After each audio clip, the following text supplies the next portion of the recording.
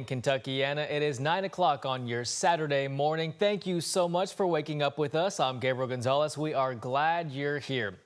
All right, he's been gone for a few weeks now, but meteorologist Reed Yaden is back. Reed, welcome back. We missed you here on GMK Weekends. It's so good to see you. Good to hear your laugh. How are you this morning? Gabe, I missed you, Ashlyn, and the whole crew that I love to work with. It is good to be back, and thanks to Thornton's for the on-the-road visits here. We are in Shelby County. If that means something to you, you're right. Gowrine Farms. Yes, there's more than just fall here. Look at everything that's in bloom. You haven't seen anything yet. We're going to go inside the greenhouses here, and you're welcome to come out. They start at 9 o'clock this morning, starting right now till 6 today. Greenhouses full of everything that they have started from seed. All of your plants and everything. And look who I see. Good morning. Hey, good morning, Ellen. It's good to see you. Ellen Craig here at Gowrine Farms. Wow, you guys have been busy since late January. We have. We've been planting, getting everything ready for your flower beds. John, just take a look around in this greenhouse. You've got 9 that you can visit when you're here. We do. They're You've got it stocked all. full. Let's take a quick look at temperatures on Max 2 in the area here. We've got temperatures pleasant this morning. It will be a pleasant day today. It's going to be a good weekend, Easter weekend. We do have the threat of some isolated or scattered showers or storms, but 40% today, 30% tomorrow. We're dry right now. A lot of dry time this weekend. 80 today, 82 tomorrow. A lot of people are saying, I didn't know that. I didn't know they had this. We do. We open mid-April every year, and we are full of flowers right now. We'll have strawberries hopefully in about a month if the weather cooperates. But right now, if people want to get any plants, this is the place to be. You've got it all. Hanging baskets, ferns, everything. Everything is seed right here, started from seed, except for the tropicals, which of course those come in. But those are only about 20% of this greenhouse. Yep. This is all. John, take a look at the hanging baskets up here. Just unbelievable. Gabe, I'm going to throw it back to you, let you take over. I'll see you in again about 15 minutes, and we're going to move on over here. You haven't seen anything yet. So if you got a green thumb or not, plan on coming out here to Gowrine. They're right near Shelbyville. Pleasant ride. We'll see you in about 15 minutes, Gabe. All right, sounds good. Thank you, Reed. Moving on, LMPD is investigating after discovering human remains in the Bashford Manor neighborhood. LMPD responded to the 3400 block of Gladden Drive off Bashford Manor Lane, which is next to the Target, just before 2 o'clock on Friday afternoon, to reports of a decomposed body that was found by a pedestrian. A witness told officers the remains were in the back of Gladden Drive and were severely decomposed. LMPD says the remains appear to be from a man. They are treating this as a death investigation. The body was sent to the medical examiner's office to determine the cause of death.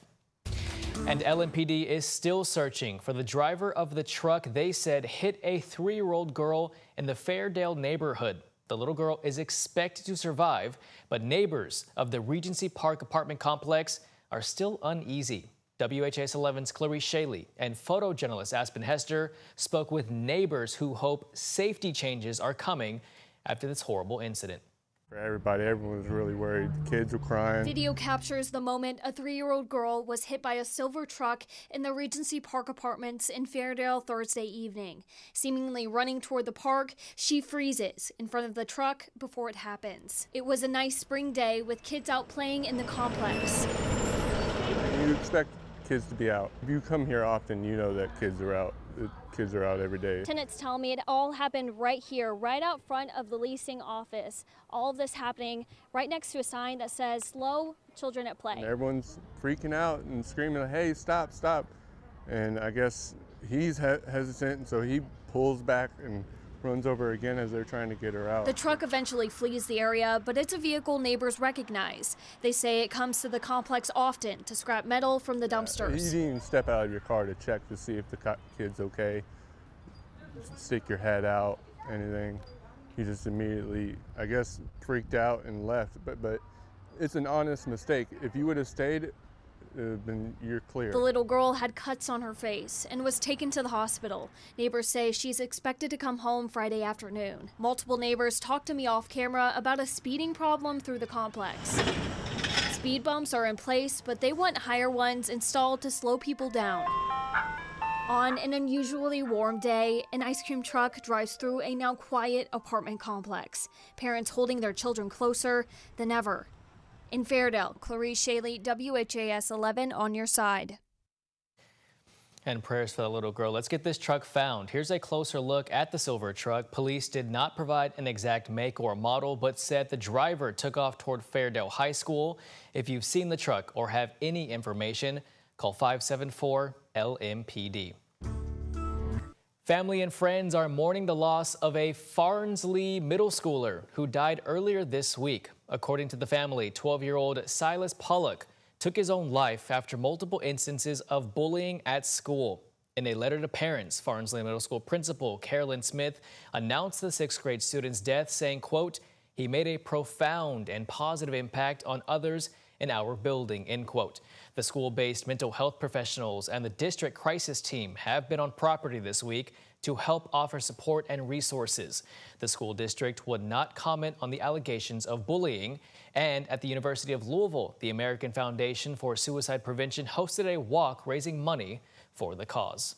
If you see a child struggling or going through something, please say something and speak up, because anxiety is real, and we try to work with the parents on identifying when your kid is anxious and start to be aware of those triggers so it doesn't get to this point.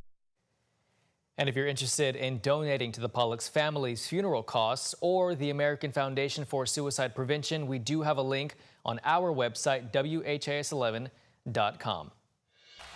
Well, there is no delay in the trial for one of the men charged in connection with the death of missing Bardstown mother Crystal Rogers. Attorneys for Steve Lawson had asked for additional DNA testing on hairs that were found in Rogers' car and to delay the trial to wait for results.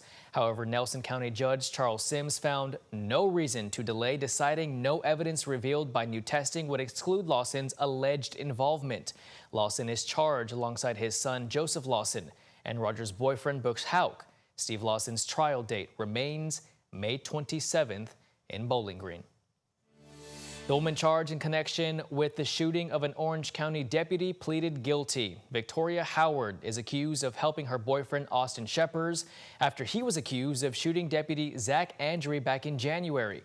Police say Howard ordered a lift for Sheppers to help him evade authorities. Sheppers was later killed in Louisville in a shootout with LMPD. Howard is scheduled to be sentenced on May 15th. Well, a driver who left a trail of crashes, injuries, and chaos near the VA hospital faced a judge on Friday. So I had talked to my sister working the VA, and I told her she wanted me to come in because I filled out my medication on 8th and 9th on something that happened. I'm not going to. I don't want you to say anything else, sir. I'm afraid you might admit to something. James Wells, who you see right there, appeared in court yesterday where the judge kept his bond at $500,000. Multiple times, Wells tried to ask for a lower bond and even attempted to explain himself. But as you heard, the judge stopping him before he could get himself into trouble. Wells is facing multiple charges, including wanton endangerment, assault, and leaving the scene of an accident. VA police also say he will face federal charges. Wells is due back in court on Monday, April 28th.